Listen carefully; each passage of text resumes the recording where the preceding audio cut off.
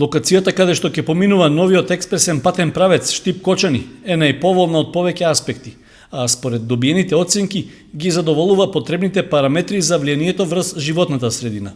Тоа е потврда дека е избрано најдоброто можно решение што ќе обезбедува задржување на постојните карактеристики на подрачјето, без поголеми нарушувања од еколошки, социјален, економски и друг аспект.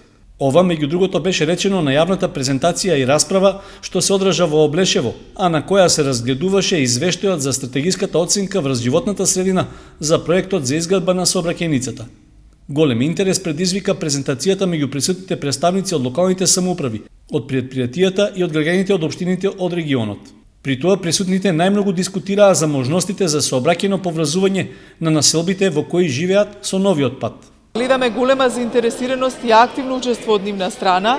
Посебно беше отворено прашањето за доволен број на пристапност кон патот, како и отварање на уште еден објект, односно клучка кај селото Облешево, кое што е најголемо село со 7 до 8.000 жители. Сметаме дека како експерти тоа е оправдано и треба да се насочи кон јавното претпријатие за државни патишта ова прашање за понатамошна дискусија. Иначе е убава атмосферата, позитивна, сметаме дека луѓето се заинтересирани и добро е што доаѓаат на вакви презентации да слушнат какви планови имаат јавните претпријатија во однос на развој на нивната општина. Реагирањата на присутните на јавната расправа беа дека потребно е да се изгради уште една клучка во близина на селото Соколарци или Спанчево за поврзување на општина Чешиново Облешево со патот.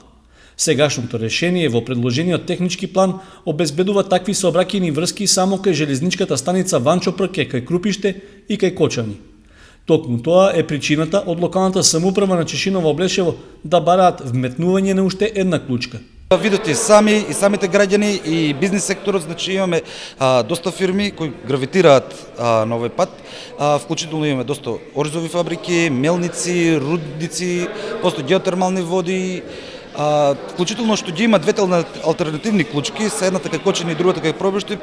Општината Чешиново Облешево, која не зафаќа со експресен пат, гледаме дека нема пристап до експресниот пат, треба да биколем по 25 км, а имаме до нас не самиот пат минува на 4 км и со ова мислам дека ќе успееме да добиеме една клучка и граѓаните сите да ги задоволиме потребите. Следната фаза што следува по јавната расправа е одобрување на заклучоците во стратешката оценка од страна на Министерството за животна средина. Потоа треба да се заокружат сите потребни документи за проектот и да се распише тендер за изградба на експресниот пат Штип-Кочани.